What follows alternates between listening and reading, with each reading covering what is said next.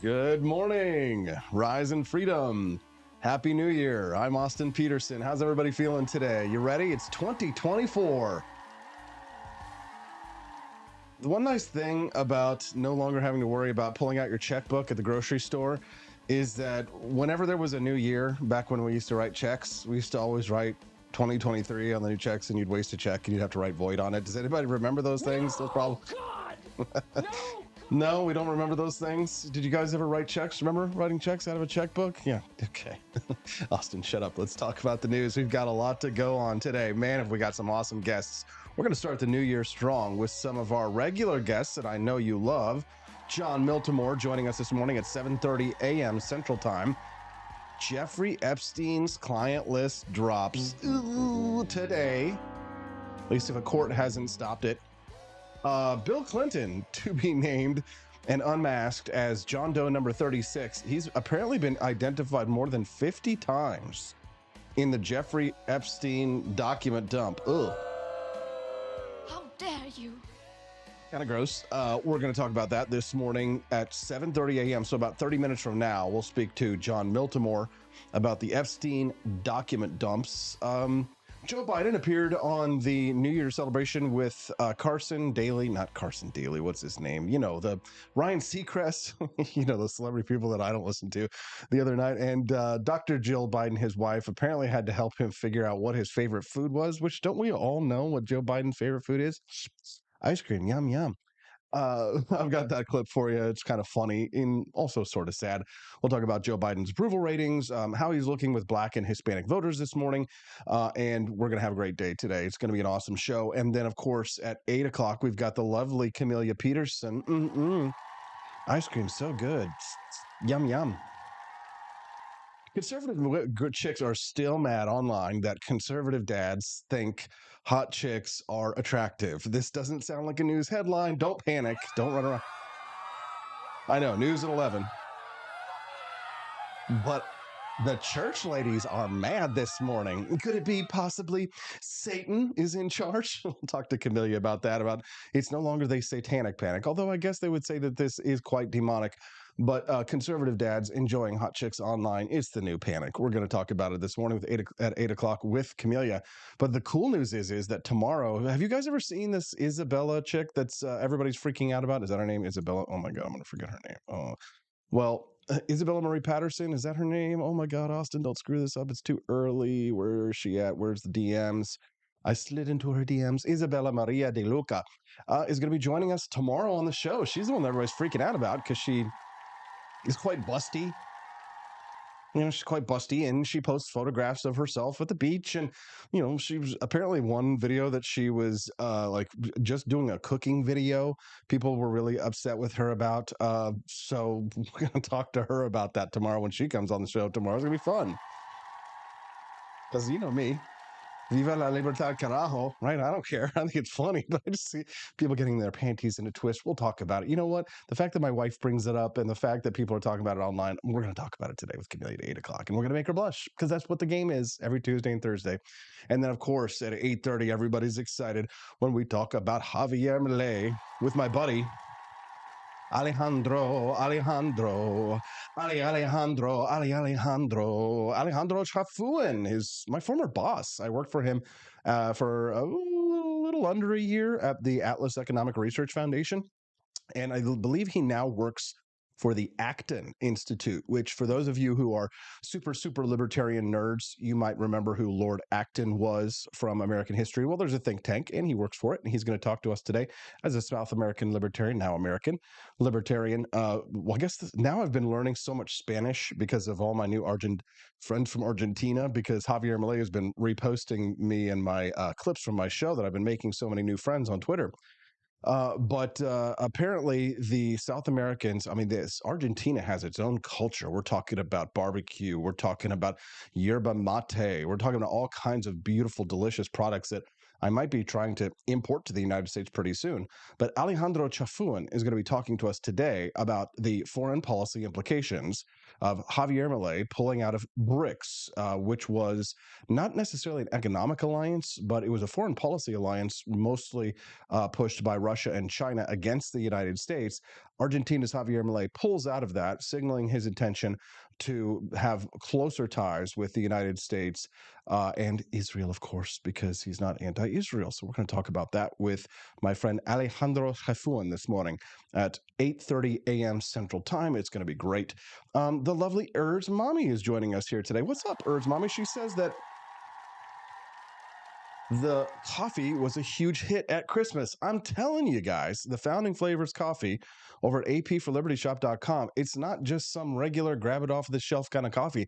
It is ultra premium, delicious coffee available only at apforlibertyshop.com. Get yourself a bag of each. The more you buy, the more you save at apforlibertyshop.com. Okay. Was the Bill Clinton a surprise reveal to anyone? No, studio. It was actually pretty average. Yes, Urs Mommy says that she has to cancel all conference calls this morning, as you should, because we're going to have way too much fun here on the morning, aren't we? Alejandro, Alejandro, don't want to leave, Fernando. Okay, not Carson Daly, but Ryan Seacrest got to capture Joe Biden's first senior moment the other night in Times Square. Take a listen. I'm curious, what sort of holiday foods have you been enjoying over the last few days? Well, I've been eating everything that's put in front of me. I've been eating pasta, which I love. Eating a lot of chicken Parmesan. I've been eating all Italian foods, basically. And ice cream. And ice cream, chocolate chip ice cream. I'm curious, what sort of holiday foods have you been enjoying over the last few days? Ice cream and ice cream, chocolate. Remind him. Thank you. Thank you. What do we call her? I guess we got First Lady. Is that what we call Jill Biden these days? Okay. What is with that dress anyway? I know Laura. I'm not going to get on the Laura Loomer train here or anything like that. Laura Loomer was criticizing Dr. Biden the other day for getting all hoed up. 304. With fishnet hose. I'm not going to pull that tweet up, but this is a dress for a younger woman, I would guess here, but I was glad that she was there to remind him of his favorite I've been eating food. all Italian foods, basically. And ice cream. And ice cream, chocolate chip ice cream. Chocolate chip ice cream. Okay there, Mr. President. Thank you for that. Okay, well, we do like ice cream. Urs Mommy, she knows what's up. She's saying she's got to get on that coffee subscription plan. Yes, your New Year's resolution. Subscribe to the coffee subscription plan. Remember, when you're buying Starbucks coffee, you're paying for abortions. How does abortion taste? It tastes like Starbucks, all right? Ugh, gross, right? No, Don't do that. God! Don't drink Starbucks. No, God, please, no! Drink Founding Flavors instead. No! No! Urs Mommy reminds us, too, that ice cream helps with dementia. Yes, very How good. dare you?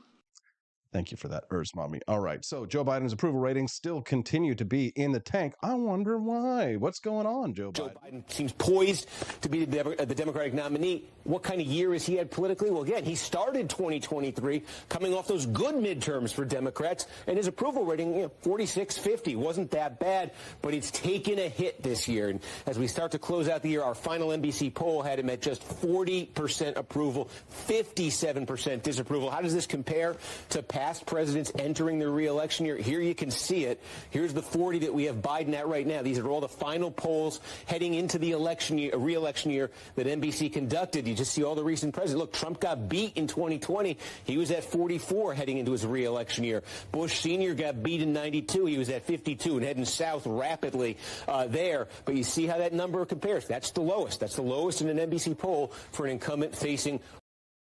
No president has ever been reelected with that low of approval ratings. So you might say, it's beginning to look a lot like Trumpy. Everywhere you go, take a look at the election box. They're stealing it once again with candy canes and silver lanes aglow. It's beginning to look like a stolen election. Tra-tra.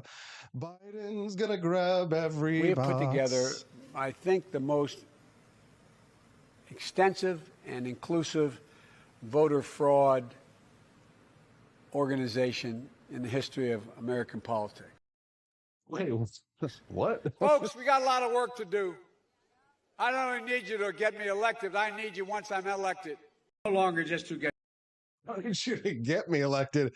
I need you once I'm elected. What do you mean you don't need them to get you elected? Something's weird about that. Or making it easy for eligible people to vote. It's about who gets to count the vote and whether your vote counts at all.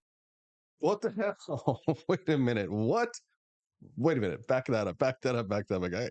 Listen to that one more time. No longer just who gets to vote or making it easy for eligible people to vote. It's about who gets to count the vote and whether your vote counts at all. It's about who gets to count the votes, whether they should count at all. But who gets to count the vote? Count the vote. Count the vote. It's about election subversion, not just whether or not people get to vote. Who counts the vote? Okay, Joseph Stalin, what the hell is that? Anyways, obviously, those are some clips that are taken a little bit out of context, but you know what?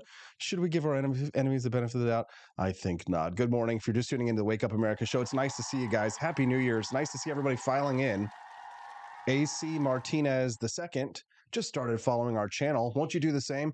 Click that like button and subscribe to the channel. If it's your first time watching the show today, I know for many of you, if you're a regular of the show, you've probably already hit the like button. Sometimes you forget. So every once in a while, I like to remind you, make sure you smash that like button. And for many of you who have never seen the Wake Up America show before, we'd like to have you come back and join us.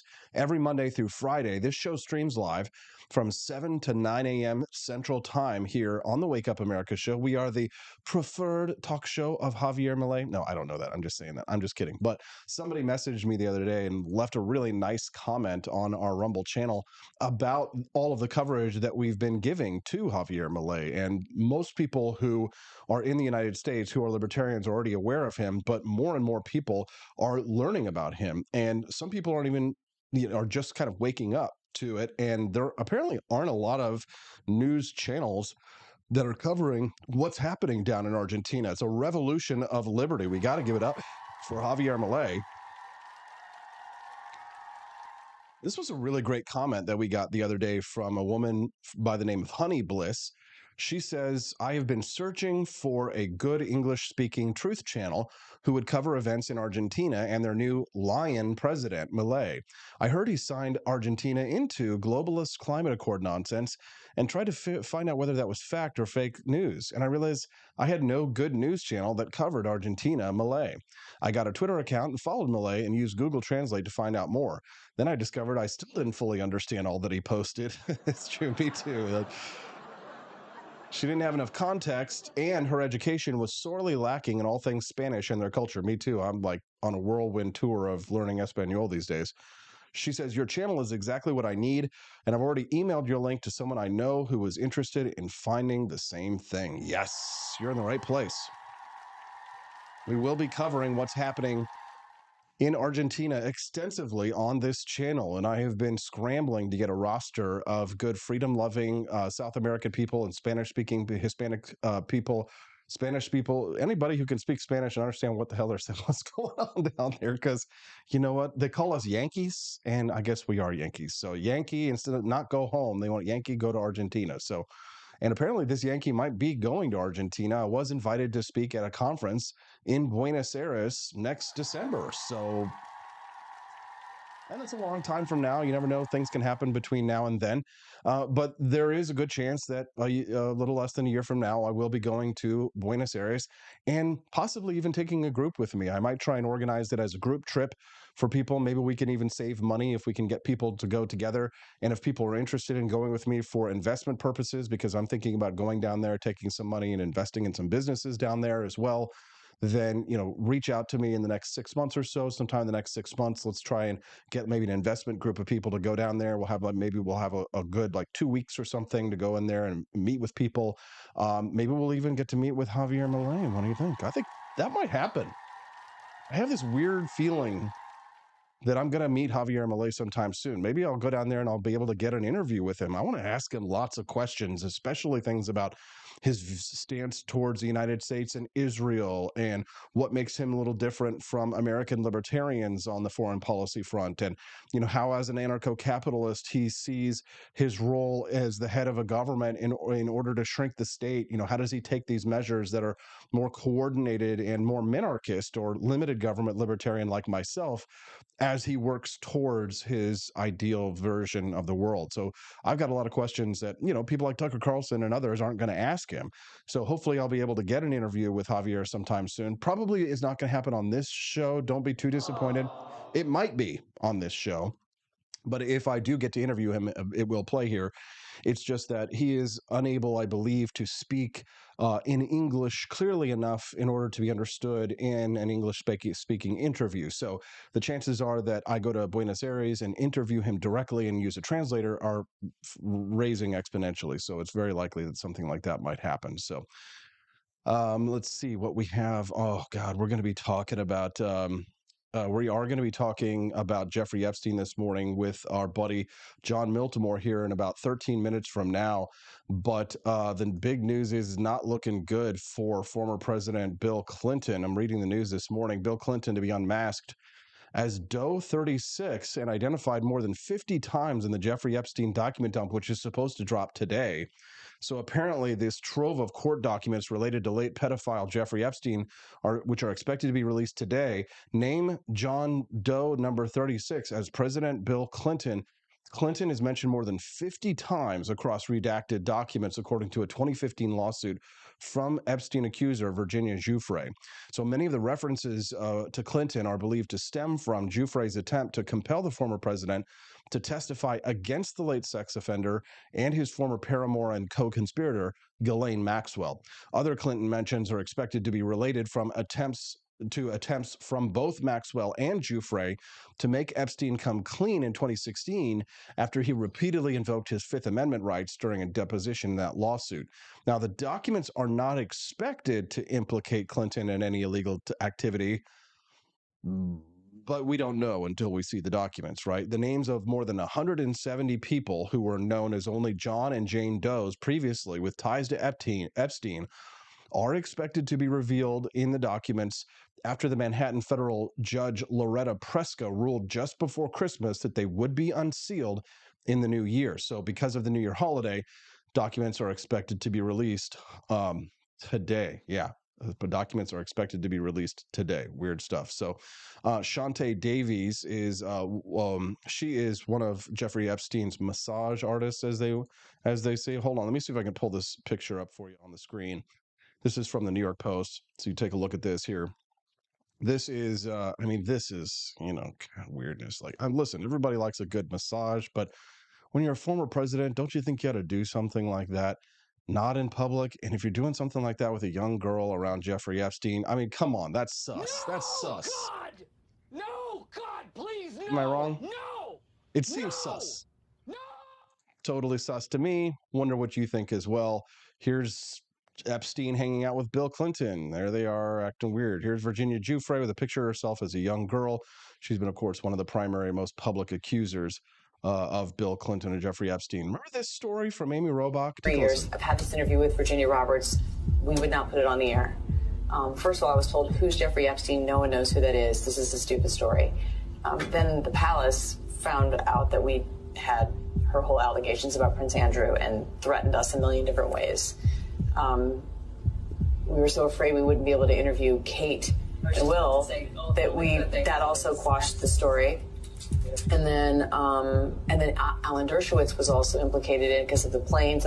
She told me everything. She had pictures. She had everything. She was in hiding for 12 years. We convinced her to come out. We convinced her to talk to us. It was unbelievable what we had. Clinton. We had everything. I tried for 3 years to get it on, to no avail, and now it's all coming out, and it's like these new revelations, and I freaking had all of it. I'm so pissed right now. Like, every day I get more and more pissed because I'm just like, oh my God, what we had was unreal. Other women backing it up. Hey, yep. Brad Edwards, the attorney, 3 years ago, saying there will come a day when we will realize Jeffrey Epstein was the most prolific pedophile this country has ever known. I had it all 3 years ago.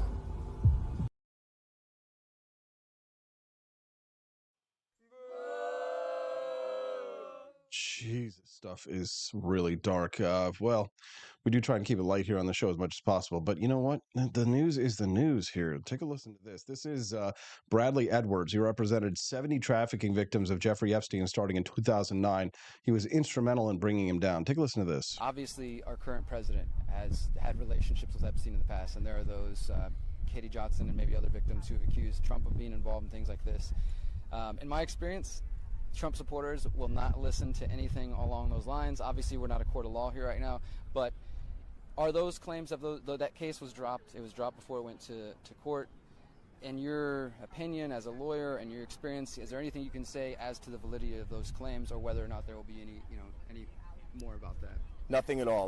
The only thing that I can say about President Trump is that he is the only person who, in 2009, when I served a lot of subpoenas on a lot of people, or at least gave notice to some pretty connected people that I wanted to talk to them, he is the only person who picked up the phone and said, let's just talk. I'll give you as much time as you want. I'll tell you what you need to know, and was very helpful in the information that he gave, and gave no indication whatsoever that he was involved in anything untoward whatsoever, but had good information that checked out and that helped us, and that we didn't have to take a deposition of him. And that was in 2009? That was in 2009.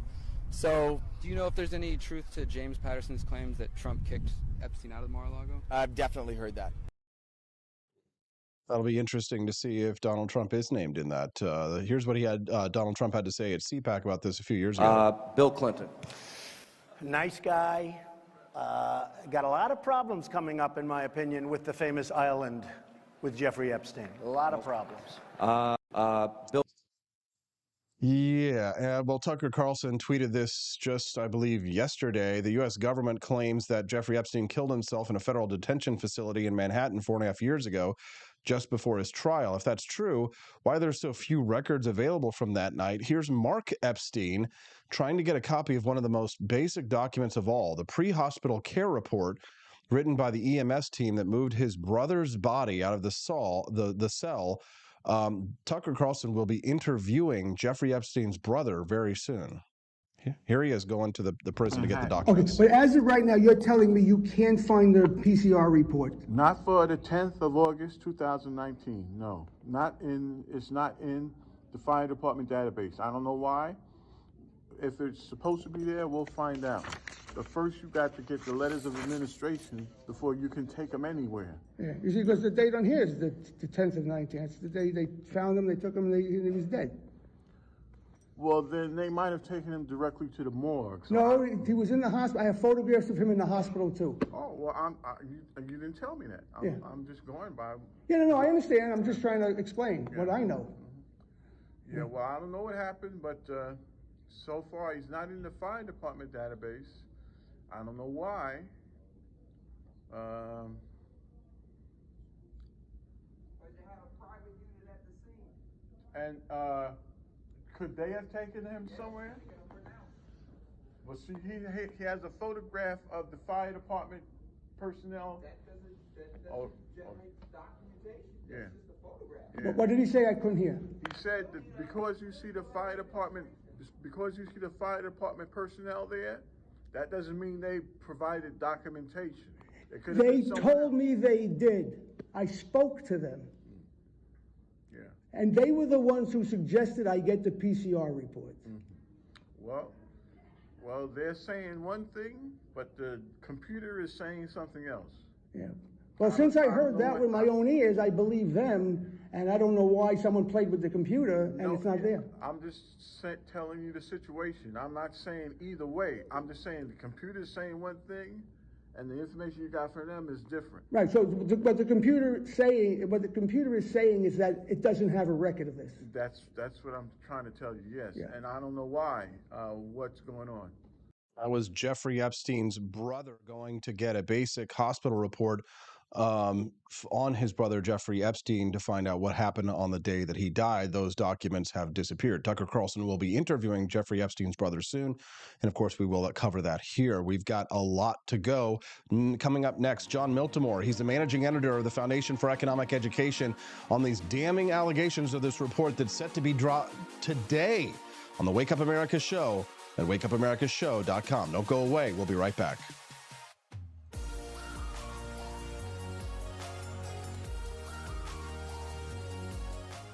Goose Lodge in Jamestown, Kansas, your home away from home. Choose the comfort and privacy of our individual rooms, each equipped with its very own locking door and en-suite facilities. Or bring the whole family and make memories in our communal space. Snuggle up on our plush recliners or share a meal around the dining table that comfortably seats 8. Our kitchen is armed with everything you need, from a microwave to a full-size fridge. For a bird's eye view, book the Eagle's Nest. Enjoy the privacy, storage space, and its very own toilet and shower.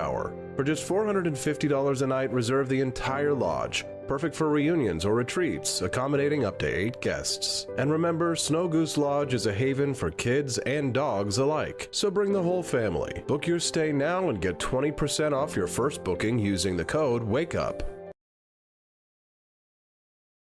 Expanse of time, a year might seem like a mere moment, but oh, what a year it's been. In September 2022, Austin and Stephanie Peterson embarked on a journey to wake up America. They began humbly, with just 20 souls tuning in, learning, listening, and though challenges arose, like the looming shadow of YouTube demonetization, their spirit never waned. And now, thanks to you, thousands rise with the sun to join them, to listen, to engage, to be a part of a community.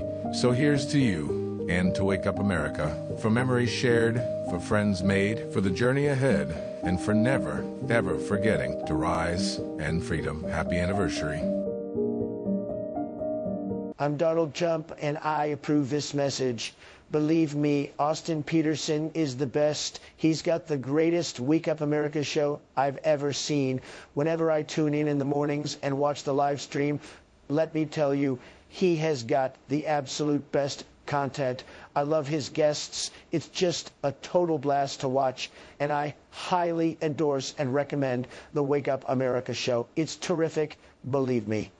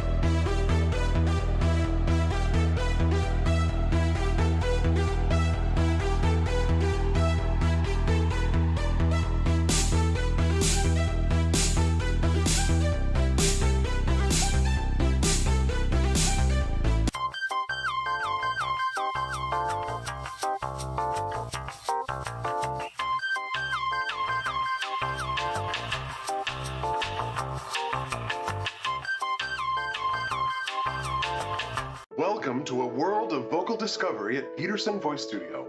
I'm Justin Peterson, here to guide your musical journey. Envision a place where your voice reaches new heights, where every note tells a story. We embrace all singers, from the enthusiastic shower vocalists to aspiring stars, ensuring each voice finds its unique rhythm and tone. Are you ready to elevate your voice? Visit PetersonVoiceStudio.com and sign up for remote lessons tailored just for you. Let's begin this melodious journey together.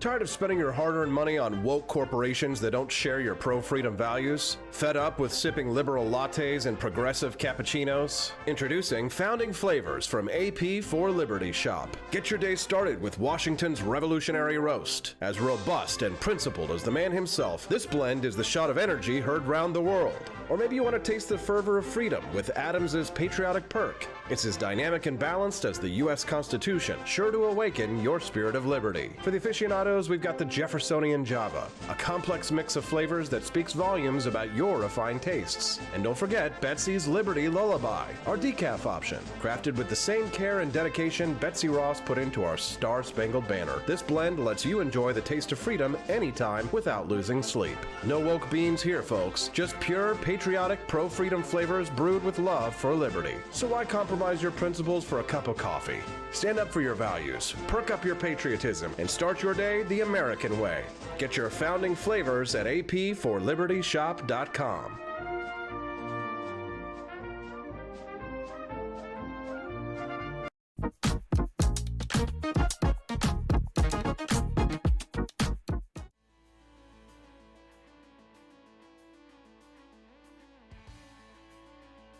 Good morning. Rise in freedom. I'm Austin Peterson. You're watching and listening to the Wake Up America show at wakeupAmericaShow.com. Happy New Year. How's everybody feeling today? In a good mood? Well, I certainly hope so. I'm in a good mood. Everything's been going great. I've got so much exciting stuff happening this year, and I've got big news that I have not shared with the world just yet. Actually, 2 or 3 big news items that I haven't shared with you guys yet, but don't worry, it's coming soon. There's lots of great reasons to come back, though. So if you're just watching the show for the first time today and you're like, hey, this is fun, I like this content, make sure you subscribe to the channel so you can get the news as well. But if you want to get it before everybody else, I highly recommend that you sign up either for email or text alerts, but preferably both, from the Wake Up America show and the AP for Liberty shop. Many of you are regular customers of the Wake Up America show's merchandise store at apforlibertyshop.com. So whenever you check out, if you're buying a bag of coffee or getting one of our awesome custom metal signs from our patriotic metal sign shop, or maybe you're buying some of our Javier Milei merchandise, or maybe even a copy of this beautiful shirt that I designed for you, you can check that out as well to shop. Make sure you sign up for text alerts when you check out. That way, whenever your package ships and when it arrives, you'll get a text message to let you know that it's on the way or that it's at your front door. So don't forget to sign up for text alerts whenever you buy products at apforlibertyshop.com. All right, well, that's all the happy-go-lucky, sunny, positive, optimistic, good times. We've got a little bit of darker news to share with you this morning. So I picked somebody else to bring the news to you that you can pin all the blame on. No, I've got John Miltimore. It's usually Mondays with Miltimore, but we're going to pretend like today's Monday. He is the editor-at-large at the Foundation for Economic Education. He's joining us live now. Good morning. Happy New Year, John. Hey, good morning, AP. Happy New Year to you as well. Yeah, glad to have you here. Yesterday, I saw you tweeting about this document drop that's supposed to happen today, naming some of Jeffrey Epstein's clients. You seem kind of shocked at some of the names that were included. What are your thoughts? I actually am not shocked, right? Like, I think, we know that, Bill Clinton's been circled in this, his name has come up for years, and he's been named as, John Doe 38 or whatever number it is. Partly my interest in this is just going back. Virginia Giuffre is the young girl who was trafficked, and she's been trying to get some justice on this front for, about 8 years, I think now, 7, 8 years. She's been trying to depose certain people. Her lawyer's been trying to depose certain people that have been, that were on this, that had traveled with her, like that she alleges had done certain things to her. Like the whole Clinton connection. She doesn't claim Bill Clinton. She doesn't claim to have an affair with Bill Clinton, but she claims she did meet him on this notorious island. Clinton has denied this, and his lawyers have kind of, I'll say, maybe slandered her. Just say she's concocting a whole story. But the fact that she hasn't been able to depose Clinton, her lawyers are very frustrated by this, because he can kind of run around saying all these things and deny, but he's not doing it, with any sort of, there's no legal recourse if it finds out that Bill Clinton wasn't telling the truth. So all of this, I'm kind of, it's not a story I obsess about. I'm kind of curious though, who will be named on this, and maybe you have thoughts, like maybe all of us, I think, are kind of curious, and I think there is a sense of injustice around this whole issue. You have about 80,000 Americans that go to jail every year for prostitution or soliciting prostitution.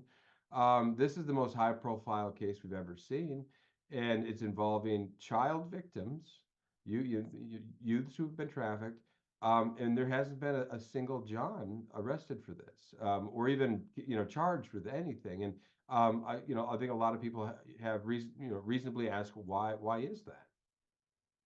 Well, John, I'm not, entirely sure about some of your history. Maybe in your time, like maybe going to donor investment meetings and things like that, you might have rubbed shoulders with some of the elite. I spent 5 years in New York City, 5 years or 6 years or so in Washington, D.C. So, I went to the cocktail parties. I had a parking spot on Capitol Hill across from the Senate. I got to hang out with some of these bigwigs and things like that. These people feel like they are immune, not only from criticism, but from prosecution. And to some extent, I think that they may be right. If anything, this case might prove that if none of these people go down, even if there's a drop today, for example. But I mean, have you noticed this from the elites, the global elites, John? Is that they have this sort of immunity from not only persecution in the media, but prosecution as well. It's like the media acts not only as lapdogs, but as sort of like the Praetorian Guard of the elite. And then when it comes to the actual Justice Department, things like that, they don't go after these guys like they go after us. No, I know exactly what you're saying, and it's sort of like the ultimate power, right? Like when you can um, do things that other people would be, go to jail for, but you can do it without consequence. When you have no accountability, that's sort of one of the best definitions for power we have. And for me, a good example, you mentioned the Praetorian Guard. I think back of Peter Strzok when he was forced to testify, brought before Congress, and he did not look like a humble man. He did not look like a frightened man. He looked like a man like, bring me whatever you got, and his little wiggle in the chair and everything. And to me, that's sort of, like that look. It's it's now a GIF everywhere, right? And it's sort of like I'm untouchable. What are you gonna do? And at least he lost his job there, right? Like he didn't, there wasn't anything beyond that. But the people, let's face it, most of the world, today, or a huge percentage of America, is waiting to see this. Like people are interested. Now, I don't see the New York Times. There's not a lot of interest from the New York Times or the Washington Post on this one, but there is a lot of media attention. There's going to be a lot of embarrassed people. Where it goes from that, I think you're right. I think I don't think we're going to see a lot of carry through here, a lot of follow through. But I will say that Jeffrey Epstein did eventually see the inside of a cell, right? Like for years he didn't. In fact, even after he was charged and found guilty, he had an office at Harvard, like this institution that represents American power. He had his own office. Think about that. Listen, but he did. There John, was some. I'm not much of a conspiracy theorist. I love conspiracy theories just because I kind of like to try and debunk them or like find like the truth amongst all of the like lies and like spirituality woo woo that goes on with a lot of this stuff. But I believe that Jeffrey Epstein didn't kill himself. And my belief, the reason why he went to jail is because it was because the people who are in charge control the government, and they knew if they put him in that cell that they could just easily use their connections to deep six him there in that cell. Are you a conspiracy theorist with me on this? Like, do you believe in your heart of hearts that Jeffrey Epstein didn't kill himself? I don't have a strong opinion on that. I've said it forever. When people like express shock that Epstein might have been offed, I look at them like, come on. At the same time, I don't have any. I can't offer any certitude on this either. Like people in prison do. I used to be a cop reporter, and there was people would kill themselves in jail cells. I won't say often, but and every time it happened, the family swore like, oh, there was foul play. And then you kind of look into things, and I think a lot of these were troubled people that just took their own lives. And the fact, it's certainly plausible that Epstein thought he was at the end of his rope, no pun intended, and Yeah, right. just took his own life. Now, again, there's a lot of shady stuff around there, and people. Here's the thing: you said right away, I'm not a conspiracy theorist, and I would have said that for about 30 years, and I still don't look at myself as a conspiracy theorist. But you know what? There are conspiracies, and we know that now. There was a COVID conspiracy. There was a clear a clear conspiracy to cover up the truth about what this virus was, where it might have originated. This was the most powerful people in America, and one person in particular that were kind of leading this. And we can go down that rabbit hole, right? Where you have Fauci doing a secret visit to the CIA while they're making their own report on what they think is. You had agents that were allegedly bribed, and this is, and I say allegedly, but this is the CIA themselves that are alleging this. This is so. So this isn't. They're alleging a conspiracy here, right? So all of this, there are conspiracies. They do happen, and there's sort of this movement where to talk about these things, oh, you're a conspiracy theorist. And it's a great way to just discredit someone. It's a great way to get people to stop talking about what you don't want them to talk about.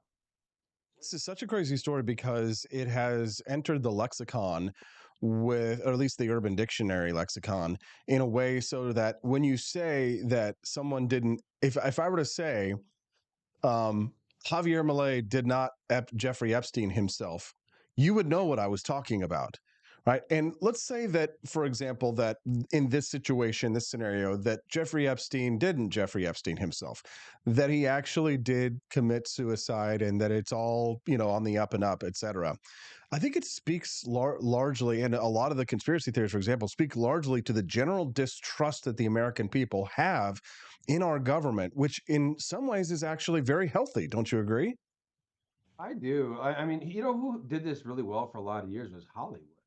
Hollywood for a long time really kind of there was this sense of mistrust. Like it was after this Vietnam period, this Watergate period, and it was almost, you want to say, a slightly paranoid time. But they understood power really well. They understood politics really well. And a lot of their art, like, we would see it, like people were just kind of offed in these, like whether in the prison cell or like the famous Godfather 2 scene, where they kind of orchestrate, the mafia guy who's gonna, he's gonna testify against Michael, but then he doesn't, then he's gonna take his own life. Like all of this stuff, I think there is a ring of truth to all of this. It's always been like this. And I think Americans like really are, for the first time in a very long time, are more attuned to it than ever. And I guess if you're attuned to it, it makes it harder to pull this stuff off. What's frightening though is when they pull it off right in front of you and then nothing happens. And you realize where is the power? Who has the real power here? And it goes back to this ancient question. You can go back to the ancient Romans, ancient Greeks. It's like, who do we get to guard the guardians, right? Like we're going to create this big mechanism, because we got to kind of protect people and have things run. But who watches them? And Plato said, oh, we don't need to guard the guardians. And I thought that was a very stupid answer. A different Roman historian offered a much better answer. But it is a dilemma, and we see it today. Our answer for it in the American Constitution, you spread power out, right? You have different, you have checks and balances on power. You diffuse power through federalism, like so it's spread out. That I think is the best check you have, but we don't have that anymore, right? We have centralized power, and I think that's why we see more corruption and more of this kind of really shady stuff. Man, if you're just tuning in the Wake Up America show, good morning. I'm Austin Peterson. This is good stuff. I'm speaking to John Miltimore. He's the editor-at-large at the Foundation for Economic Education. I'm the host of the show, Austin Peterson. We're glad to have you here. If you're a regular on the show, you know what to do. Maybe you forgot, click the like button. And if you're watching us for the very first time today and you're enjoying the content, click subscribe to the Rumble channel and come back and join us here every Monday through Friday from 7 to 9 a.m. Central Time. We'd love to have you come back here and join us on the regs. Usually, John Miltimore joins us on Mondays. We have Mondays with Miltimore, but of course, yesterday we took the day off for the holiday, and I'm glad we did. We had a nice little bit of rest, and now we're back on the Freedom Watch. Things have been really exciting down in South America. Every day I see new news coming out of about Javier Milei of Argentina, the 8th largest country in the world. I've been doing my research, learning a little bit of Spanish, right? Mostly by being corrected online by people down in Argentina, but whatever. It's cheaper than paying for Duolingo or Rosetta Stone. But John, this is probably one of the greatest events in our lifetimes. It may have happened in our lifetimes, may ever happen in our lifetimes, in terms of showing the actual force of libertarian ideas in practice. Is it not?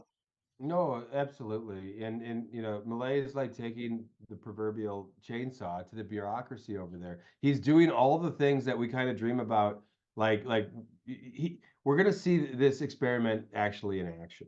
And the challenges down there are huge, and this is going to take time. So like I think one of the things I have to remind myself, keep your expectations, don't get too far ahead. But right now we're seeing it, and he seems to have great buy-in from the people, and he seems to have buy-in from a lot of politicians in Argentina, and that's so important. Without that, we've seen Washington. Here's the difference: you'll never ever get that in our government. Okay, in the United States, we see it. One party comes over. What do you end up with? You end up with gridlock.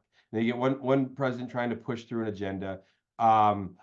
Why do they have that in Argentina, though? Because things are so bad. You know what? Americans can deal with 10% inflation. Like, we gripe a lot and there's a lot of tension.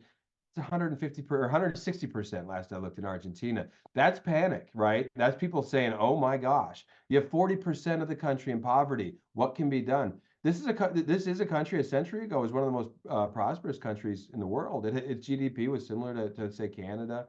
It was on par with Germany and France. And today, like, it's not, right. It's a very poor country, because you had Peronism, this blend of fascism and socialism that had taken root shortly after World War II, and slowly that's the difference between Venezuela kind of went to hell really fast, right? For Argentina, it's been one long slide, and it's been sort of one kind of nasty leader after another. I think you'd have the figure I saw is like 10 out of the last 13 leaders in Argentina were Peronists. And that's how you end up where they were, with 40% of your country in poverty. Milei can't change all that overnight, right? But what he can do is start implementing the right policies and getting Argentina back on the path, start fixing their currency. He's looking to dollarize, which I think is a short term, the best you can do, right? Like, I have my own concerns about the U.S. dollar, but right now, it's night and day compared to the Argentine peso, where people are just trying to convert their pesos every day, right? Like, the value's collapsing so fast, they're just trying to convert it into dollars or to purchase whatever they can, because they have real hyperinflation. Man, this is good stuff. John Miltimore, is there anything else that you'd like to share with our listeners before we let you go this year? No, just Happy New Year to everyone. Check out our content on fee.org. As well, I'm on Substack. Look me up, John Miltimore. My Substack is called The Take. Right. John Miltimore, Substack is The Take. I hope that our mods who are listening over on rumble.com will drop that over for us. If not, John, you can do that yourself. Don't worry about it. We appreciate that very much. We'll see you next Monday on the show, okay? Happy New Year. Hey, Happy New Year to you and everyone else. Let's give it up for John Miltimore. What do you guys think? Editor-at-large at fee.org. That's FEE.org. All right, real quick. So when I'm not fighting for liberty or trying to spread the ideas of limited government here in the United States, I like to try my hand a little bit at fashion design. And yesterday, I created a couple of new products over at apforlibertyshop.com, one of which I'm partially, at least in small part, wearing right now. At least the shirt that I'm going to show you in just a moment was inspired by the shirt I'm wearing right now. Let me just show you this real quick. So yesterday I put together this hoodie because I just thought it was cool. Afuera. Javier Milei right there. You can celebrate Argentina's new libertarian leader taking a chainsaw to big government. So get this, Javier Milei actually posted this hoodie on his account yesterday. Oh yeah. Legit. Javier approved. Make sure you check that out over at apforlibertyshop.com. Now, here's the deal. Some of you are already monthly subscribers to the show. So if you are, oops, I got the wrong link on there. Got to fix that. That goes to the shirt.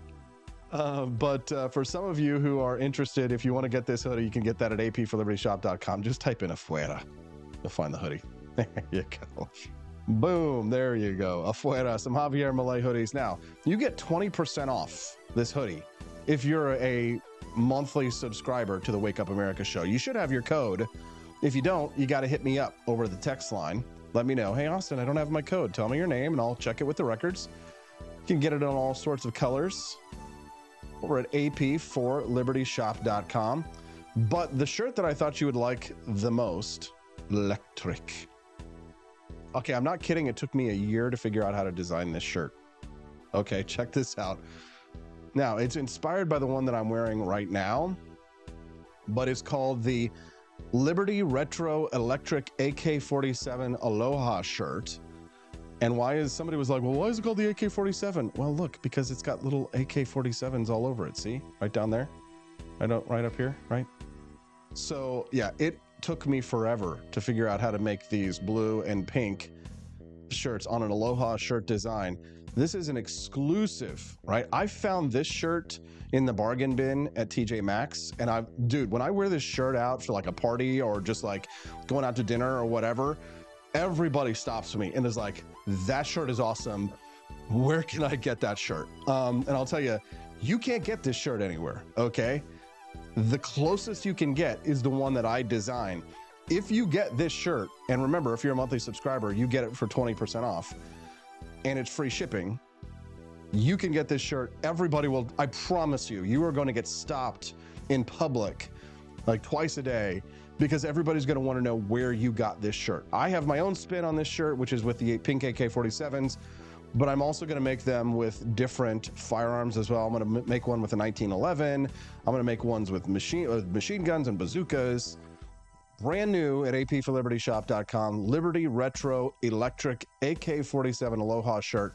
If you're a monthly subscriber, you get that baby 20% off. Oh, baby. There you go. So check it out at apforlibertyshop.com. That's AP, the number 4, apforlibertyshop.com. All right. Well, when we get back, we're going to talk about Isabella De Luca. She is a conservative lady who's warring online with other conservatives who say that she's just too salacious, too bawdy, too busty. Her boobs are too big. She's too pretty. How dare you post your photographs on Twitter? You're making all the conservative dads. Well, we'll talk about that with Camelia Peterson, too. We get back on the Wake Up America show at wakeupamericashow.com. World of vocal discovery at Peterson Voice Studio.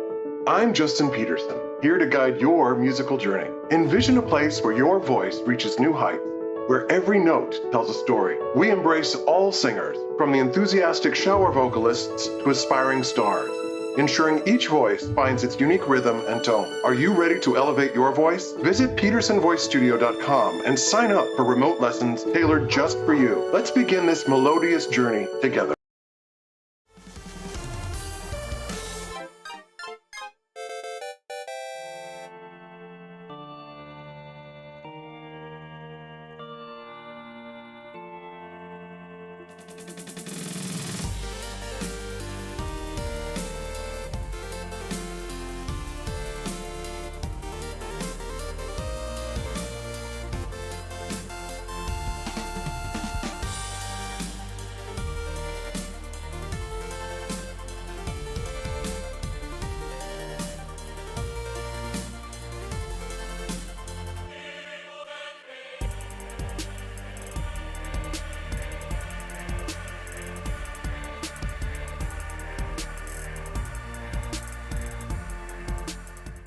It was 1946. A battle was fought, not overseas, but right here on American soil. The Battle of Athens, an intense struggle against election fraud and for the rights promised by our founding fathers. Driven by the Second Amendment, ordinary citizens stood tall and fought back. Help us expose this momentous battle of integrity and bravery. Your support can make a difference. Visit givesendgo.com/bleedamerican and pledge your support, because we believe in the power of truth, the strength of unity, and the spirit of we the people. Let us not forget, we bleed American.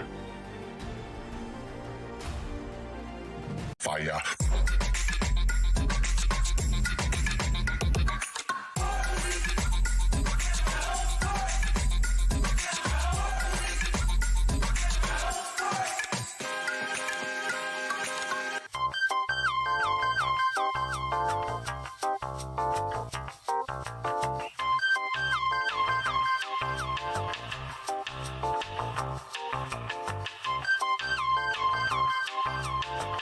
Hello, this is Barack Obama, and let me tell you why Austin Peterson stinks, and you should never pay attention to anything that he has to say.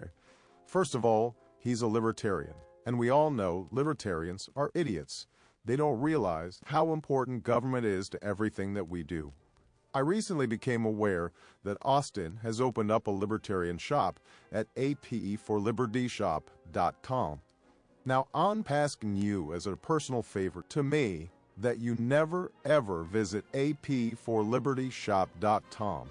With all of the great Liberty merchandise there, the last thing that we need to do is to get people spreading this message around the country, because then they might start thinking that they don't need government. And that's the last thing that good Democrats like us want. So if you love democracy, like me, and hate freedom, then don't visit AP for Liberty Shop. Like I said, whatever you do, do not visit aporlibertyshop.com. I'm Barack Obama, and I approve this message.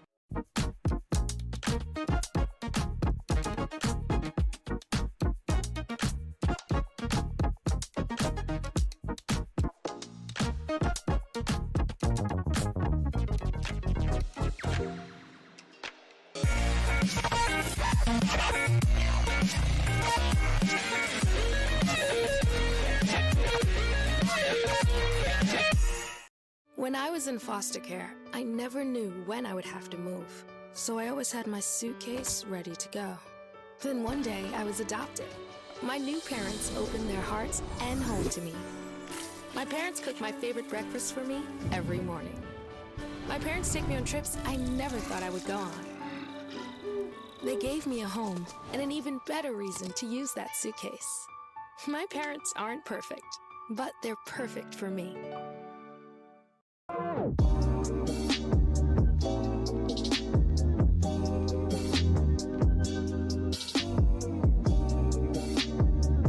I would remind you that extremism in the defense of liberty is no vice. It is better to settle these matters in the courts than on the streets, and new laws are needed at every level. But law alone cannot make men see right.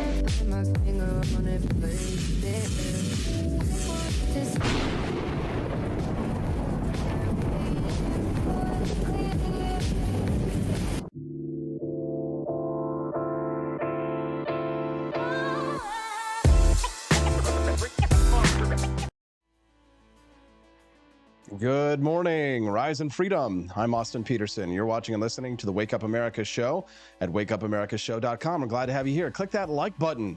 Subscribe to the channel if it's your first time watching us today. We'd love to have you be a regular guest. We've got lots of great content for you to go, so make sure that you stick around. We'd love to have you come back and join us every Monday through Friday from 7 to 9 a.m. Central Time. All right, well, Calendar Gate. We thought that it was over, but it had only just begun. The question is, really, I think, whether or not women should be in politics at all. Hey, don't boo. I'm a libertarian, so of course I think that women have equal rights. Not everybody thinks that. As a matter of fact, Pearlie Davis, who's in a war online with Isabella DeLuca, who is a conservative influencer, they're fighting over whether or not women need to be posting bobs and vagine online. And as a heterosexual libertarian American male, I say, post bobs and vagine. Oh no, you're married. How dare you? Look, they're making married men lust. How dare you? Austin, what the hell are you talking about? All right, well, you see the picture up on your screen. There's the girl on the left, Isabella DeLuca. We're gonna have her on the show tomorrow. Looking forward to chatting with her. And on the right is Pearlie Davis. Pearlie Davis thinks that Isabella on the left is posting much too provocative photographs and videos on the internet. See, here's Isabella on the left posting a cooking video. I think that the problem that they have is quite obvious. I like that Isabella posted this picture saying, what's more inappropriate, me in a baking in a shirt, or Pearl streaming nearly topless? Oh, damn. Very good there. Isabella has been on a bit of a warpath. It's going to be kind of fun to talk to her tomorrow about this when she says, this man has the audacity to insult me, but he's a married father of two DMing me on Christmas Day. Here's the DM of Aubrey Huff, and he's tweeting at her, apparently in her DMs, on Christmas, hey, beautiful, let's collab over cocktails and bad decisions. No, God! No, God, please, no! very pervy. Reminds me a little bit of this Joe Biden Look clip. at her. She looks like she's 19 years old, sitting there with like a little lady with her legs crossed. Pro tip: if you are a conservative dad, or if you are in the media at all, and you think that you can get away with sending DMs like this to chicks online and talk smack about them, and think those DMs are going to be made public, you are an idiot, sir, for sure. Isabella's just on the warpath with anybody who's coming at her. And quite frankly, I'm here for it. Here are people that are posting photographs like these of her saying, oh, she's not a conservative. Look at her posting these photos of her in a bikini. Look at this. I'm pretty sure that she got this bikini from the AP for Liberty shop, just so you know. We do sell American flag bikinis like that. FYI, but it will be fun to talk to her. She's going ham on everybody. I mean, anybody who is going after Isabella, she is going after the posting their photos of their daughters being baptized in the ocean while wearing bikinis. So literally, here's Isabella's husband when she's cooking at home. Oh, funny stuff. And here's Pearly Davis, who just explained Calendar Gate, which is what they're calling all this, to her aunt. This is Pearly Davis's aunt destroying, quote unquote, these conservative chicks. Take a listen. If she dares says, why do men objectify me? Yeah, she's laying in the tub, half naked. Maybe she doesn't have her bottom on. See, men will do that. They'll take...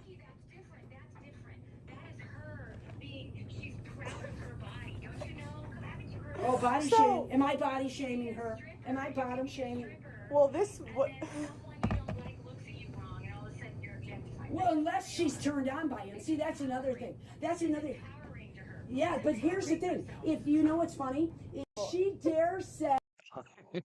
Listen, I'll tell you my point of view on this before we get Chameleon here in just 2 or 3 seconds. I'll just say this. Not liking hot chicks, I'm sorry, but it's gay. Not liking hot chicks is gay. Yeah. If you don't like hot chicks as a man, then you're gay. Let's hear what a woman has to say about it, though. The lovely Camellia Peterson, who might already be blushing. Let's take a look. Camellia, how you doing? Nice to see you. Happy New Year. Good morning. Happy New Year, everyone. Happy New Year, AP. Happy New Year. I'll tell you, Stephanie, she loves this subject because she watches all this stuff. She loves the gossipy stuff. And you know what? It's fun and it's funny. And as libertarians, I don't care if girls post bobs and vagine, but there is a bit of the hypocritical angle to it. If they are like, I'm a conservative trad, here's my gigantic jugs. But I don't care. It doesn't bother me. What do you think? I think you said it. Like, the problem is not in what they're posting. The problem is the disingenuousness in, what they're saying they are and what they're presenting. Two entirely different things. And it's the same with Isabella. And I have to tell you, I sent you this over the weekend. So I'm like, I'm so done. I'm so tired with everybody in this stuff. But Rollo Tomassi had tweeted that trad wife LARPing will define the 2024 election cycle. And I'm like, okay, he might be right. I'm so done. I'm collapsitarian now because if this is what we're going to have to listen to all year, oh, God help us. Well, see, so the good thing about being a collapsitarian, it would just be that maybe we get closer to actually electing a Javier Milei here in the United States, right? This is true. Camellia Peterson joins us here on the show every Tuesday and Thursday here on the Wake Up America show. So if you like her, make sure that you set a calendar appointment to come back and join us on the Wake Up America show. It's Tuesday, January the 2nd, and we're glad to have CJ here to talk a little bit about Calendar Gate. I actually watched, get this, Nick Fuentes, who was reacting to this story. And he's saying, listen, he's like, normie conservatives are talking about this and having this fight. And he's like, listen, if you buy this calendar, you're an idiot. He's like, but it did spark an important, meaningful discussion about the question of women in politics if you are a conservative, which I actually think is a really good discussion. I want to have that real quick. Let me just pull this picture up on the screen. I posted this yesterday of people who are selling the meme dress of the trad wife, which is just like, we see this a lot with like trad wives or just like conservative girls in online memes. And it's just, it's a pretty blue dress with little daisies on it. And you can see whichever online retailer is selling this, they have all of the different sizes in stock, except for 3XL. When I think trad wife, I don't think, young, busty, beautiful girl in an American flag bikini. I think more 3XL, milking the cows in the morning kind of thing. What about you, Camelia? I don't know, to be honest. I mean, it's somewhere in the middle. It's not the 3X folks who are the traditional conservative wives here. In fact, I would venture to say that, I don't know, maybe there are a lot of women. We have an obesity epidemic in the United States, right? So a lot of women are overweight, but there is kind of a middle ground where the median is, I believe, and that's probably not it either. Okay, but the real question, I think, which is we really need to push. We've mentioned it on this show only in passing, but I think it's time to push this issue of the people of these women who are online, who are, the church ladies, if you will, who are pushing these traditional conservative values. Why are they on the internet? Right? Like, what? Here's the thing. Am I really being out of line for suggesting that if you truly hold those values, that we shouldn't be hearing your opinions in public?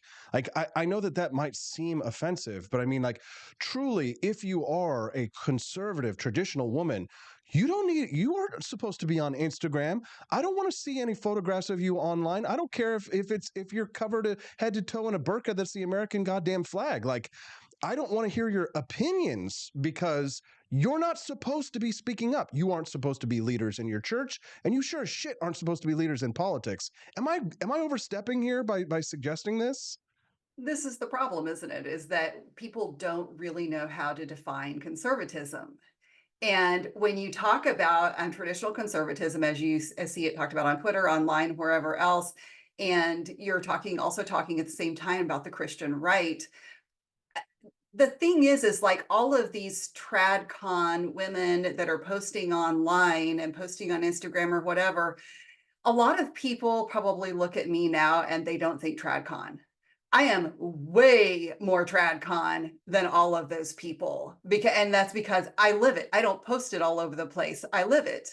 And so do I fit neatly into any one box? Of course not. Am I traditional in every sense of the word? Absolutely not. But I've been there. I've done all that. I still do all of that. And these women are full of hot air. But it's kind of go ahead. Well, I was going to say, the thing is like, what's really kind of terrible about this is that one of the things that you will hear in this, in the masculinity movement, red pill community, is that the only thing women really have is their sexual agency. And when the tradcons are posting content like this, including Isabella and all of their women, they really are just validating that. I mean, and if that's what they want to be known for, I guess, but own your grift. I guess not a grift then if you're owning it, but yeah. Now, but I mean, I think Femme Constitutionalist over on Rumble, she wants to correct me. She says the Bible doesn't say women can't talk in public. We're not Muslim. No, that's true to an extent, but women were not meant to be leaders, at least any kind of traditional conservative view that we have. But I mean, here's what it strikes me as, Camelia, and I hate to go there, but this is very red pilled, but this is another case of women wanting to have their cake and eat it too, right? This is them wanting to be able to maybe it is the grift, right? They want to grift on conservative values and the conservative movement and grow a social media following online while not holding to those principles by posting sexually suggestive photographs and advancing values that are not in accordance with the one hand isn't following, watching what the other hand is doing to a certain extent, right? So it's kind of like, but this is sort of like, this is a have your cake and eat it too moment, right? It's like, and then of course there is, to add on to this, there's also a policing of men's sexuality as well. How dare you make these conservative dads lust after women online? I mean, like, if you aren't attracted to beautiful women as a man, are you even an American male? Like, I mean, remember, it's kind of like funny because the conservative movement is like they're trying to cancel Bud Light because they're putting dudes on the side of these beer cans, Camellia, and they're like, oh, we wish for the old days of Bud Light. The old days of Bud Light were conservative dads ogling girls in bikini drinking beers. Okay, what do you want? What do you want?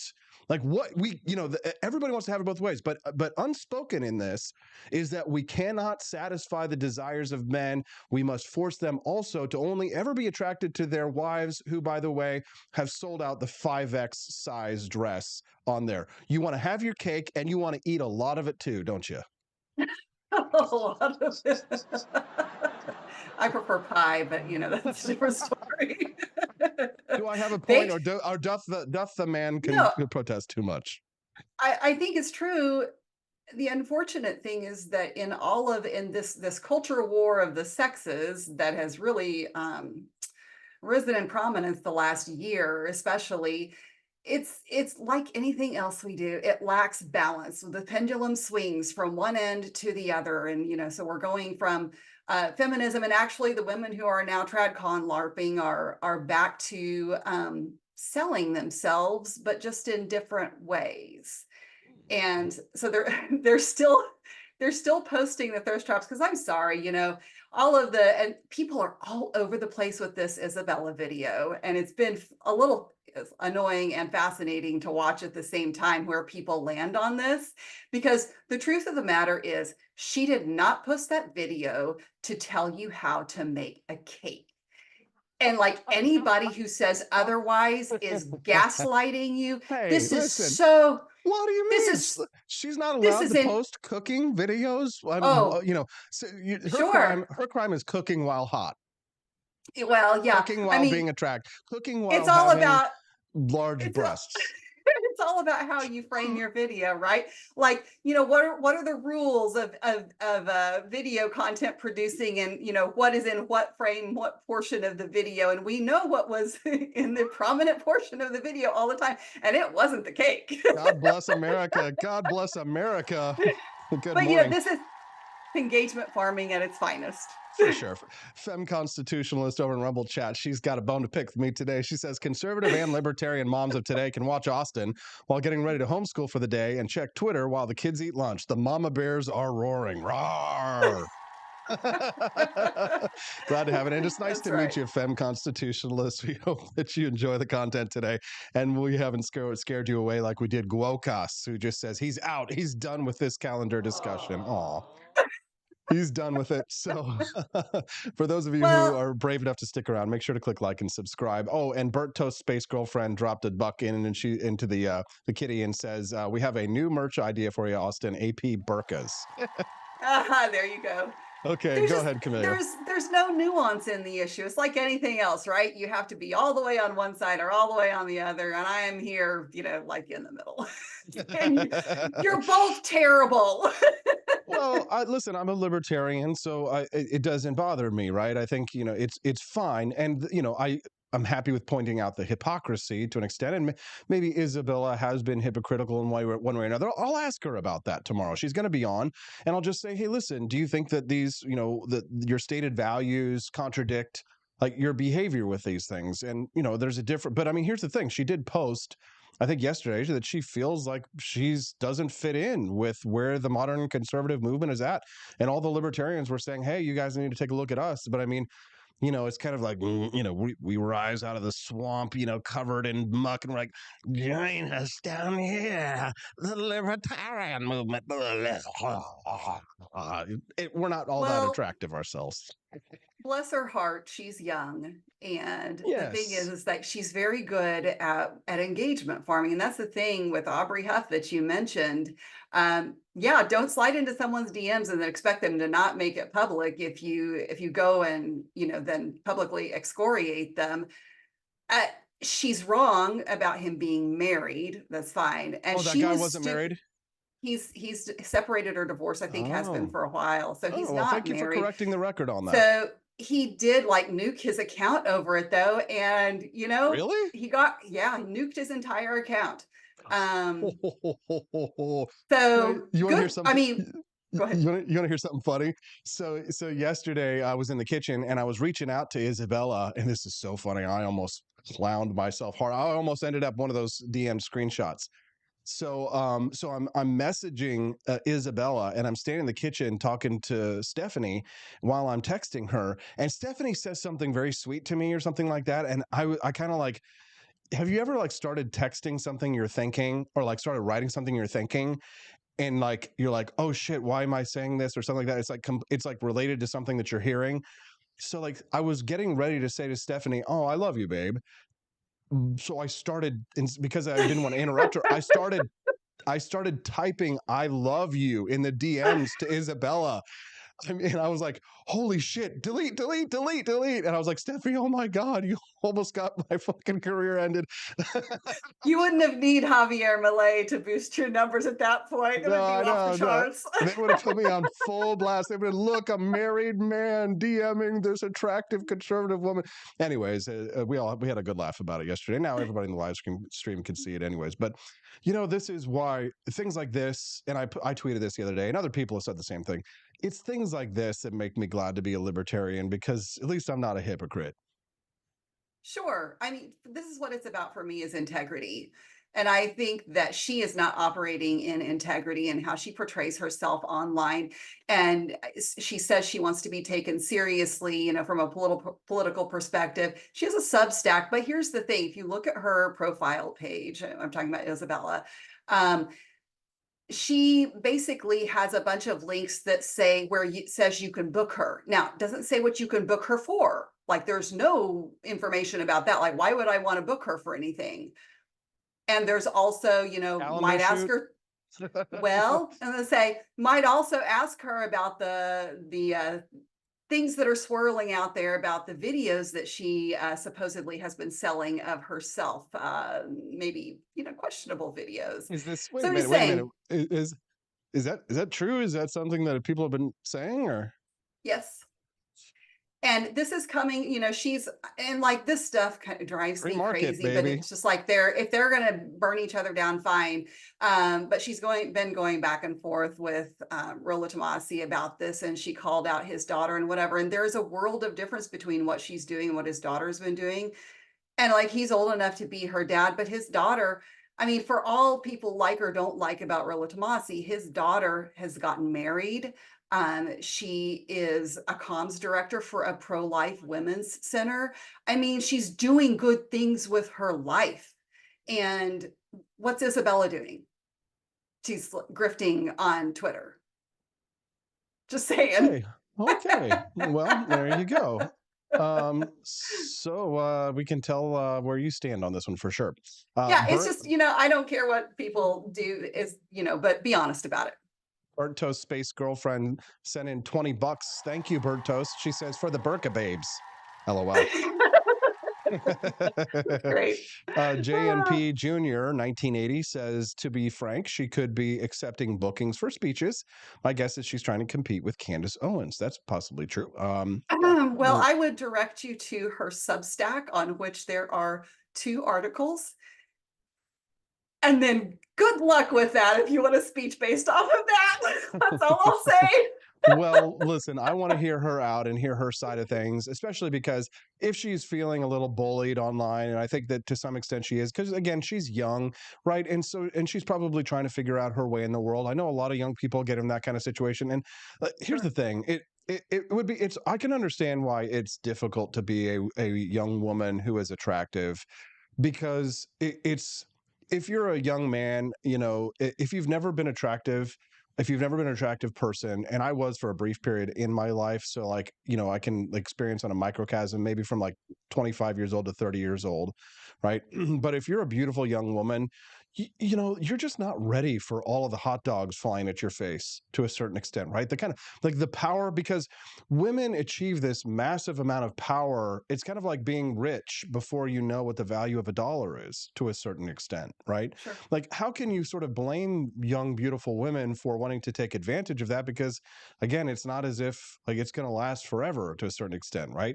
Like, versus like a man, if he gets money and power, that typically happens later in life when he's mature enough to accept the responsibility of such. It's very difficult probably being a young and beautiful woman. And, you know, Camelia, you're a very attractive lady, but like you kind of lived a much more conservative lifestyle while you were growing up. You weren't going out and dating and living like on the East Coast and, you know, mixing in social circles and things like that. And I can tell you that like the amount of pressure that these young women feel, especially in politics and in media and things like that, it must be massive. And having all those DMs, like the challenge to not let that power go to your head on one hand and to stay rational and grounded on the other, I mean, that's a massive challenge. Just like, you know, that old Abraham Lincoln quote, if you want to test a man's character, give him power. It's kind of the same thing. If you want to test a woman's character, give her incredible, intoxicating beauty, right? Sure. And I think that this is, she's learning things the hard way, to be honest. You play with fire, you're going to get burned. I mean, she basically asked for this. She's not new to this community as far as the red pill community and things like that. She's been in this stuff for a while. So this is not new to her. She, to a certain extent, knows what she's getting into. But, you know, I know parenting is no guarantee. But I think this illustrates how important parenting and how you raise your kids is, that you prepare them for these kind of things. And I think that if you have done this, you don't even have to spell it out in words for them, but they will pick up those values and how they present themselves if it has been modeled for them. And so, you know, are my daughters perfect? Of course not. Like, are they going to do things differently than I've done? Absolutely. Are they going to do things I wouldn't have done? I'm sure. But I do think that they will be okay because we have a good relationship and we talk about these kind of things, and they see the example that I have been for them, and they see mistakes that I have made and that I learn and grow from those mistakes. You want to know one of the things I really love about Javier Milei?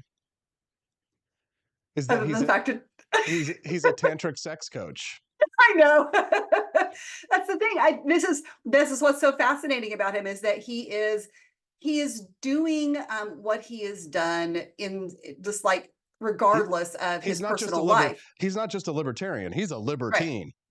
Right, sure. And I think that he is better able to do that because of the culture in Argentina. Vastly different socially than the United States. And so he's able to get away with that a little more there, I would say. But, you know, he's done it at the same time as being able to intellectually back up what he's doing, and with so the you can follow-through be and integrity. a tantric sex coach, and you can be open about having, you know, about your sexuality and being like, you know, like basically the what do you call him? The John McAfee of South America. As long as you got the free market economic ideals to back it up. Camelia, is there anything else that you'd like to share with our listeners before we let you go today? Well, real quick on Milei, because let's do this on Milei, because, you know, I love him. And you had sent me, you know, this thing about this kiss that set the world ablaze over the weekend. Hot, smoking hot girlfriend. Yeah. Spicy. And here's, you know, I think everybody was like, "Ooh, what?" And there was one thing that you sent that was about her age and some of her personal details, because I was thinking, oh, everybody thinks she's probably like really young and everything, but in the video, and you see a little close up, I was like, not really. My guess was that she was in her 40s, and she is. Yeah. Mm-hmm. And so, you know, age appropriate. This is, well, you know, whatever. But but the thing is like he is honest about his life and about his values and principles, and he acts with integrity. He's not trying to, you know, sell you something that he's not. And I think that that's the most important lesson that we can learn from it. Gotcha. Camelia Peterson, she joins us every Tuesday and Thursday here on the Wake Up America show.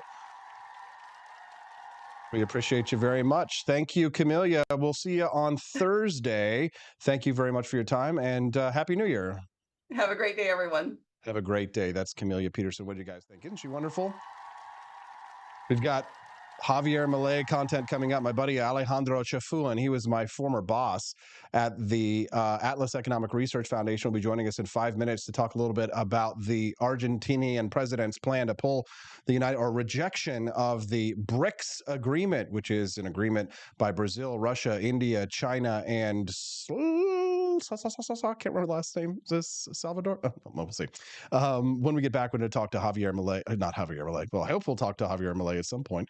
Let's hear from our former president, maybe current future president, about his thoughts about Javier Milei. A very special congratulations to Javier Milei on a great race for president of Argentina.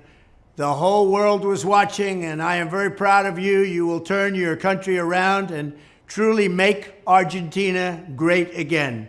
Congratulations. Boy, that's what I want to hear from my president. Oh, here's that. Oh, there's Javier with his smoking hot girlfriend, Fatima Flores. On Shoda. Oh, my goodness gracious. See, this is so much better. Remember when Al Gore made out with his wife? Look at that. Dang, she's a dish, too. Good God, look at Javier. Whoa, man. That's my president right there, Javier Milei. I like this clip where he was debating with a socialist. Take a listen. Now, it's going to be in Espanol, so I will be translating for you. She says I would slap him. She would slap Javier Milei, she says. She's a comunista. He says it would be in your logic, leftist, because you are violent. On the other hand, since I'm a libertarian, I would never hit someone.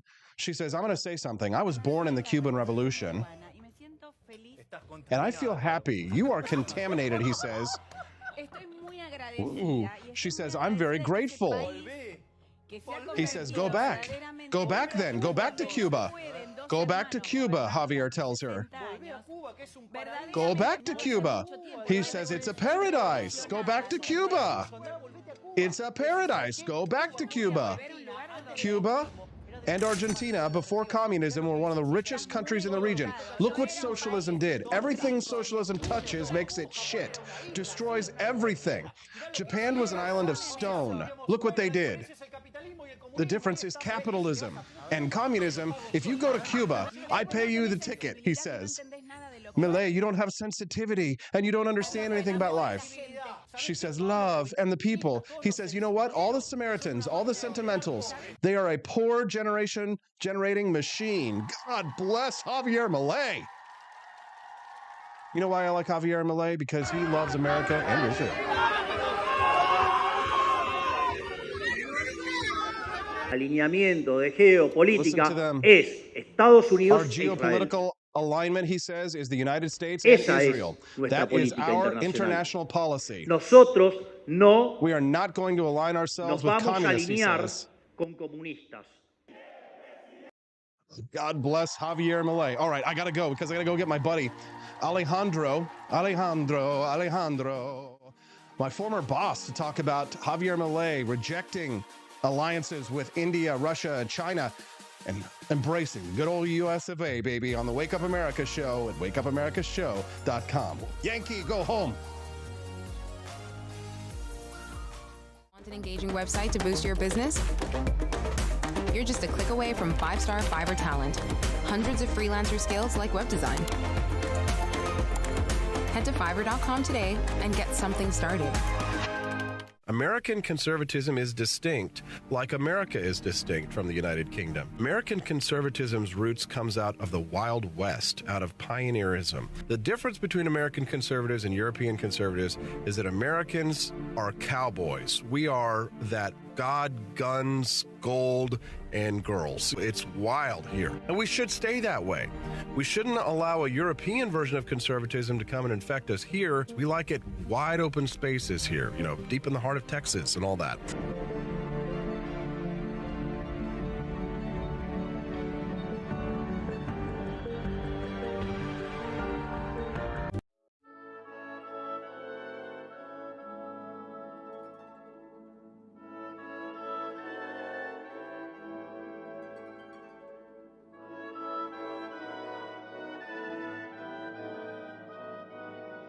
Hey there, it's your favorite Vice President Joe Biden. I wanted to talk to you today about the Wake Up America show, the best source for all your political news and commentary. But before I get started, let me just make sure I have all my notes in order. Okay, where was I? All right, the Wake Up America show. It's a great way to stay informed and make your voice heard. Boy, what was I saying again? Oh, right. The Wake Up America show. It's important that we all stay engaged and knowledgeable about what's going on in our country and, the thing. But hold on, where was I going with all this? Oh, yeah. The Wake Up America show. It's a fantastic resource. And if you really want to make a difference, man, you can sign up to be a monthly donor at wakeupAmericaShow.com/support. Now, where was I?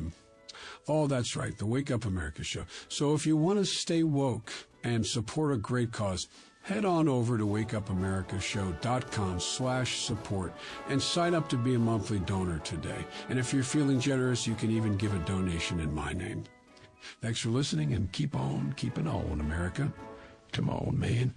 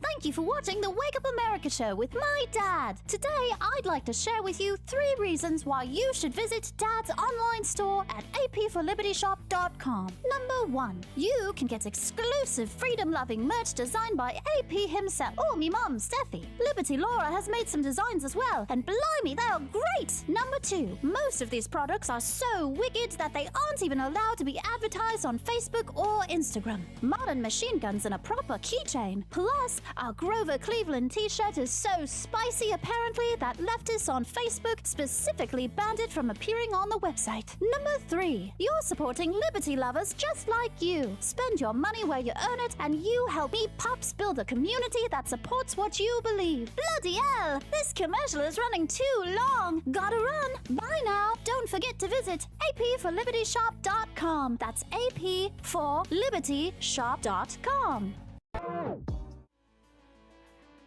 Well, thanks, George. I appreciate you. My little French bulldog, George, always loves doing those commercials for the Wake Up America show and for the AP for Liberty merch shop. Did you guys see that Javier Milei posted a link to my merchandise shop yesterday? We're going to have all this trouble trying to keep up with the orders. Afuera, our new shirt, which somebody said, Austin, afuera means outside. I think you should say fuera, which means out, in reference to all of the government agencies that Javier Milei is, well, kicking out. I've been learning Spanish for the last couple of weeks. I might even be going to Buenos Aires next year, and I've had to sit down and ask myself, who can I book to talk about what's happening, this revolution of liberty in South America? I need great guests to come on here as experts to talk about what's happening down there. Because 1, well, I don't speak Spanish, and 2, it's a completely, entirely different culture from the United States, except for one thing. They love liberty. And maybe they love it even more than we do here. I used to work at the Atlas Economic Research Foundation in Washington, D.C., and the head of that think tank was the gentleman who's going to be joining us live right now. His name is Alejandro Javier, and he was born in Argentina, and he's been the head of many think tanks, including currently the Acton Institute. He's also an economist as well. Good morning, Alejandro. Happy New Year. Good morning, Austin. It's great to see you. Alejandro, I mean, you must be so thrilled. I mean, you know, we have known each other since back in 2013 when we worked together. Could you have ever imagined that something like this, a libertarian, someone who is like us, actually becoming the president of the 8th largest country in the world, your home, your place of birth? Honestly, no, because again, I have spent all my life working for the free society. I had seen, in Estonia and the Czech Republic, presidents, who really understood economics and confronting the world establishment, from Washington onwards. But I did not think that this was going to happen in Argentina now. The most I was hoping for would be with, like in few other countries, like Costa Rica for a while, that the libertarians will get 15% of the vote at most, and 20%, and perhaps have a say in the Congress and in the direction of the country. But have someone so well trained in economics, so outspoken about his views, win the election, and especially how it was won. The biggest support he has is from the youth. And so for me, it's something that I had to. My wife told me, Alex, you had worked all your life for this. You have to go back. So I went to spend 2 weeks in December. I went for the inauguration and have been working closely with several people who know Milei for many years. It's terribly exciting here, Alejandro, for American libertarians like myself who've been following his campaign very closely. I think that his election was probably the greatest thing to happen for liberty in my lifetime, greater perhaps even than the fall of the Berlin Wall to an extent, because Russia did not go from totalitarian communism to full-blown market anarchism. Argentina is going from fascist socialism to anarchy capitalism in the vein of Murray Rothbard and Friedrich Hayek and Ludwig von Mises. I mean, this is a total revolution, is it not? Well, no. It's a revolution. No? It's a revolution in the reaction. Austin, and again, I love being with you because, again, I follow you. You always have been an independent mind, and my biggest fear is that, when you increase the great hopes that this is going to happen, and then, the challenges are immense, the deep state, the entrenched bureaucracy and all the interests that live from them. Bolsonaro was not able to withstand them. Trump was not able to do it. For Milei to be able to do it, it requires not only his genius, but also a very strategic work in bringing allies. Things happen in life of four factors: ideas, incentives, leadership, and providence and luck. Those of us who work on ideas and our colleagues are biased. They think everything is ideas. It's not ideas. There was nothing big change in Argentina in ideas. It was gradual, continued teaching of libertarian views. There were a couple of great stars, influencers like you, one particular, Agustin Laje. If you measure, like I love measurement, the only bit up, was in some of these free market influencers. And in this case, it's a free market influencer who's also conservative in values, like Javier Milei. So my biggest, I remember I was in Argentina when Argentina invaded the Falklands, so tried to recover the Malvinas, as they call it. And they were saying, we're winning. And then it was all a lie. Suddenly it reversed, and the shock, was tremendous in the country. So some of my hardcore libertarian friends, good people, some who perhaps have been insulted, in the previous Milei was very outspoken, it made Donald Trump look like a very mellow, civilized speaker. So they're still hold a grudge against Milei and the defense of liberalism. So I'm doing all my best in trying to tell the truth about the challenges that he has. He has done amazing things this first weeks, but again, he didn't have money, he didn't have enough people, and he doesn't have a party. Imagine, how you change a country that has for almost 8 decades gone the way that you have described it, sort of right-wing or left-wing interventionism, fascism. It's an enormous challenge that Javier Milei is facing. Well, thank you for bringing me down to earth, Alejandro. I'm a big dreamer and an idealist, but I'm also a pragmatic person, and I believe in taking the necessary steps in order to advance liberty, because I do recognize that this is a game of inches, although Javier Milei did throw a touchdown. So it's exciting to see that he managed to pull that off for us, but the game isn't over yet, and we do have enemies, the deep state here in the United States, and of course the international socialists through the the IMF, the WEF, the World Health Organization, and China, Russia, India. These countries are allied against us. They're trying to create an international alliance against the United States to exclude us.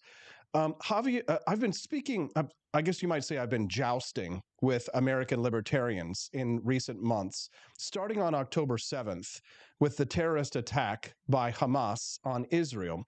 And this battle that's been going on between me and other libertarians here in the United States lies at the heart of a question of foreign policy and a view of the United States, which I was refreshed to see Javier Milei apparently shares. He has rejected this international agreement, joining this international agreement, allying himself against Russia and China and India and Brazil, and towards the United States, and has been very pro-Israel. I mean, there's a lot of different layers to this I'd like to have you speak to, Alejandro. One, the question of your thoughts on why Javier Milei has decided not to join BRICS, why he chooses to ally himself with the United States and Israel, and then if you can remember it by the time we get to this third part, I might prompt you again if you can't remember it, but speak to why American libertarians seem so reflexively anti-American and reflexively anti-Israel, and why Javier Milei rejects that. So if you could start with the question of BRICS and his foreign policy views. Okay, well, first, you're right. He rejected BRICS and Brazil, Russia, India, China, and South Africa. If you look, what is the common denominator in those countries? It's high levels of corruption. Unfortunately, in the United States, we have a tyranny of regulation. I don't like to call it the administrative state. It's the ultra-bureaucratic state. And when corruption is cheaper than regulation, people move to corrupt countries. As you have seen, capitalists flock to several of these countries. But again, for me, it is an axis of ultimate evil. Perhaps India is the more mellow of those, but again, is not a typical free society as we like it. Milei has been heading towards the election. Milei said that he's defined his foreign policy with two words: United States and Israel. This cannot be taken out of context of how we Argentines have experienced. Milei is 10, 15 years younger than me. I'm 69 years old. During my lifetime, Austin, Hezbollah did do tremendous terrorist attacks in Argentina. So these were all covered up, by the corruption of the Kirchner administrations and other forces. The terrorists who did thousands of attacks in Argentina, they trained in Castro with Yasser Arafat. Yes? So the PLO, despite the ideological differences between radical Islam, and communism, they share the hate to what you and I think it's a free society. So in that context, those of us who fought for freedom in Argentina have never seen the Israelis shoot against us, but we have seen radical Islamic groups. I don't know if I have been watching old movies. If you watch The Raid to Entebbe, what's the name of the terrorist group that kidnapped, hijacked that plane? It's called the Che Guevara unit. Just to show you the unity that exists between the radical groups in different countries. So Milei, on top of that, has, he's exploring his faith, and he's close to Judaism.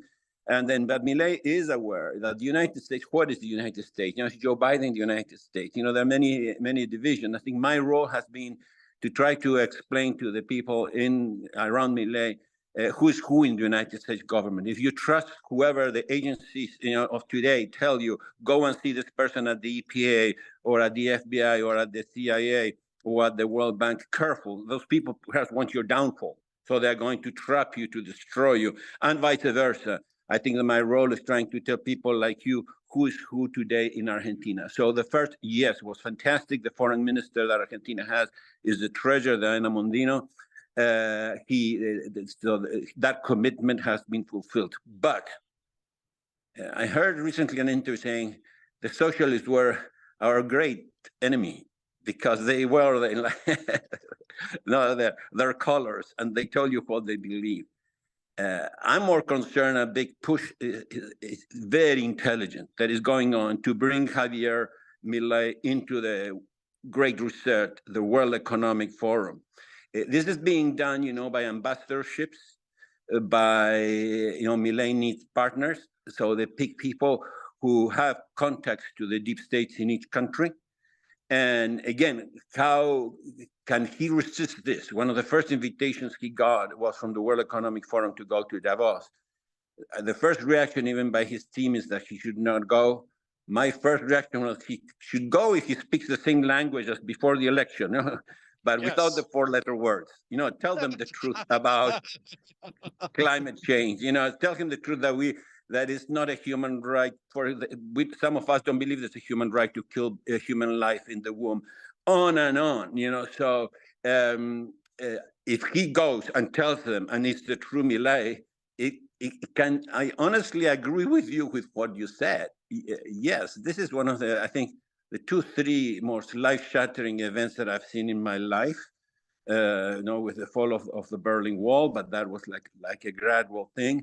For those of us who work in ideas, I think, yes, if Milei is successful, it can lead in a chain reaction, so the forces that will try to destroy him are immense. Some directly, the socialists of this world and the trade unions of this world have declared him public enemy number one.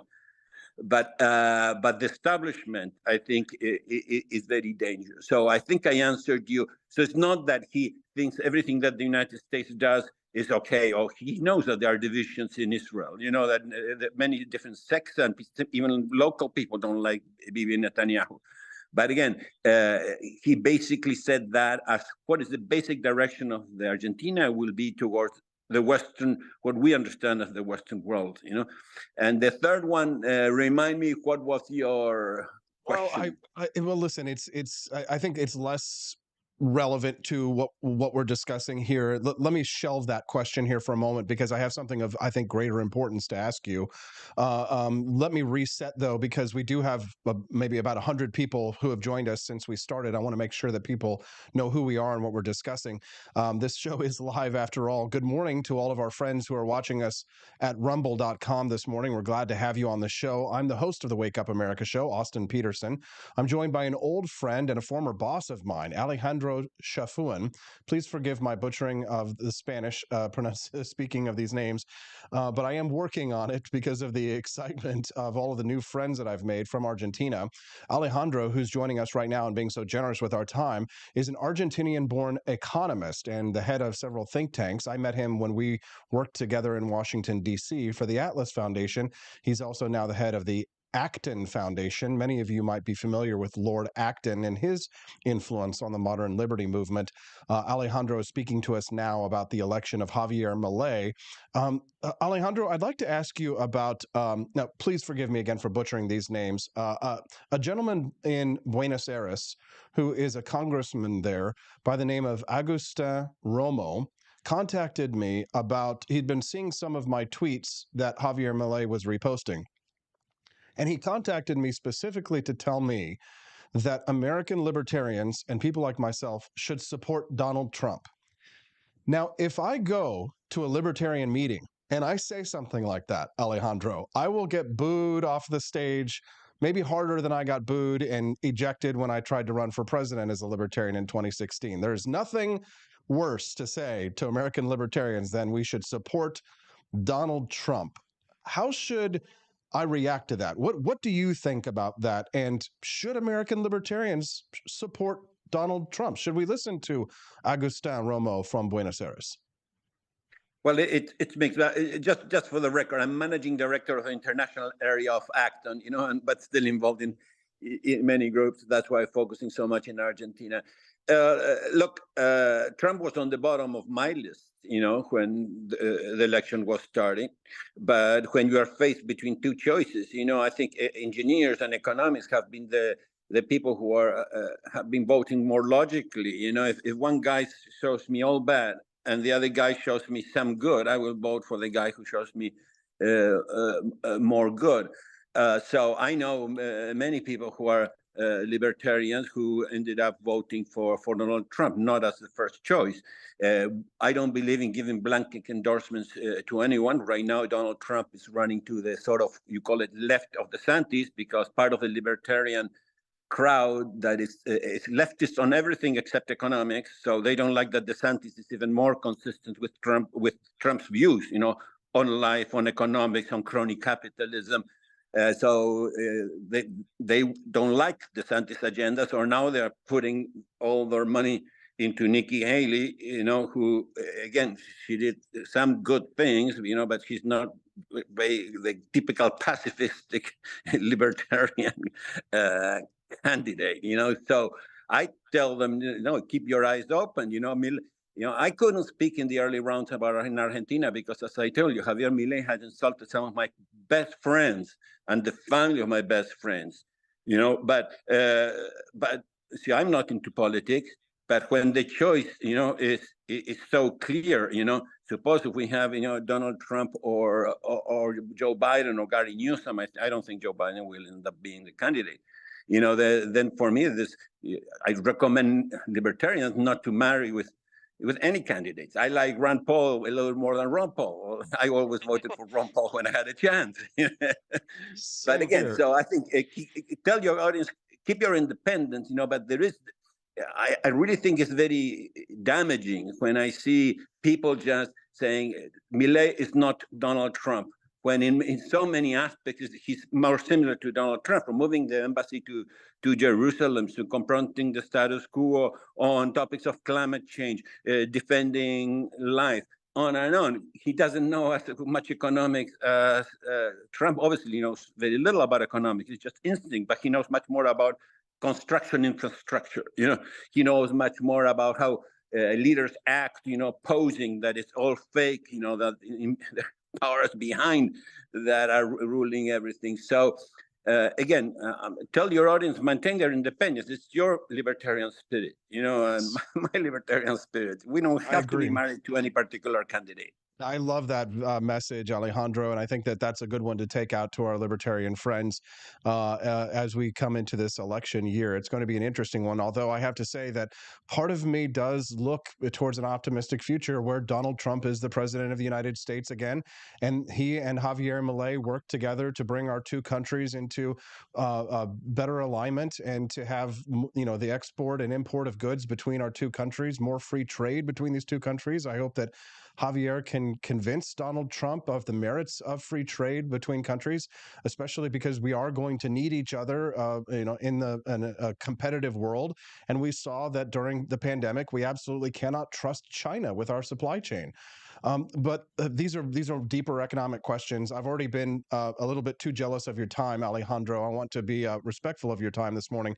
And so I'd like to give you the final word here. Is there anything else that you'd like to share with our listeners, Alejandro, or is there anything that you think that they should know before we let you go today?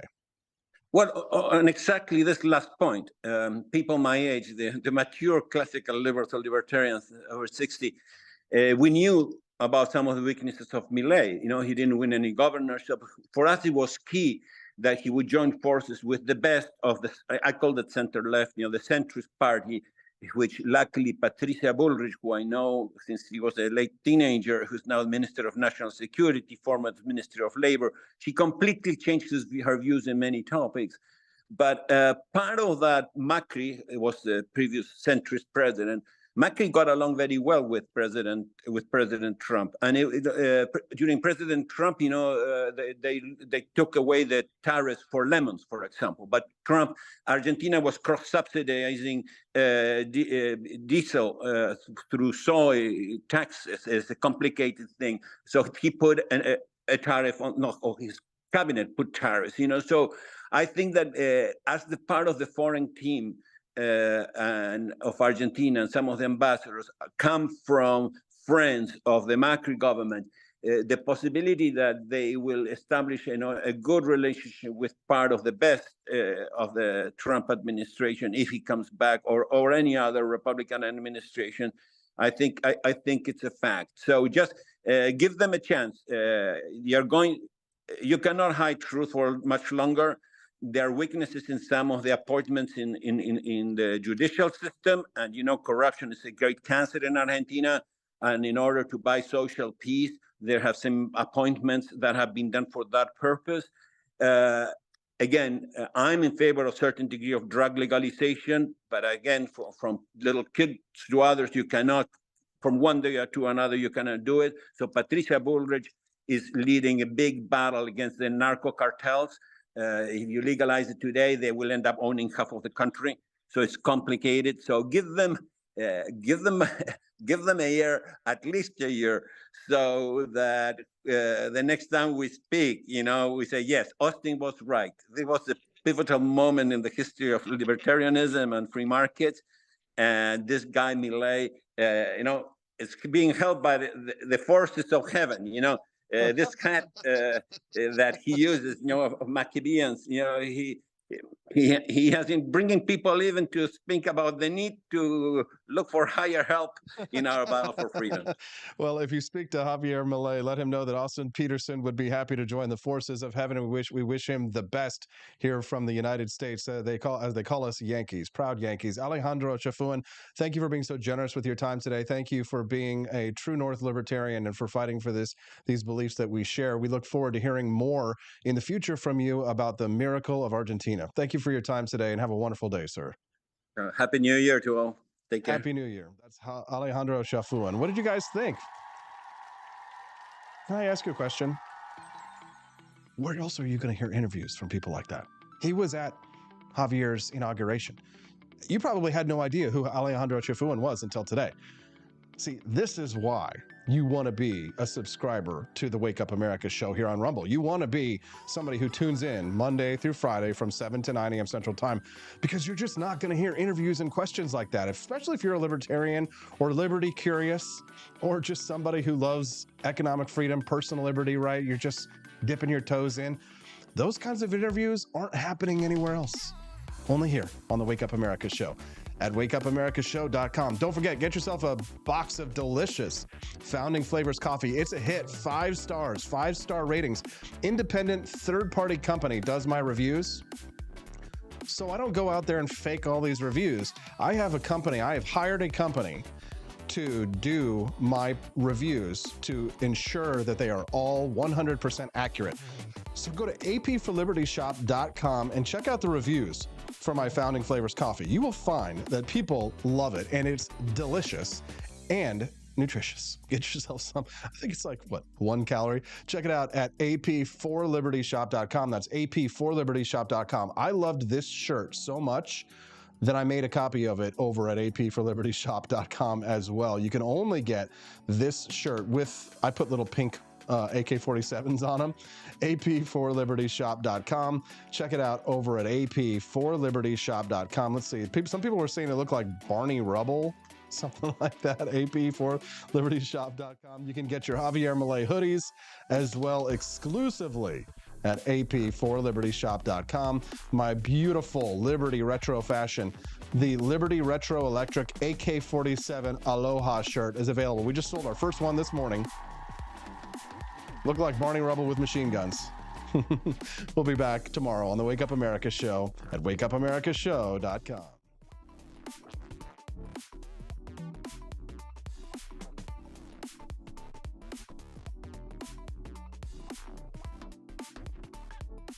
Force behaviors, and at BlackRock we are forcing behaviors.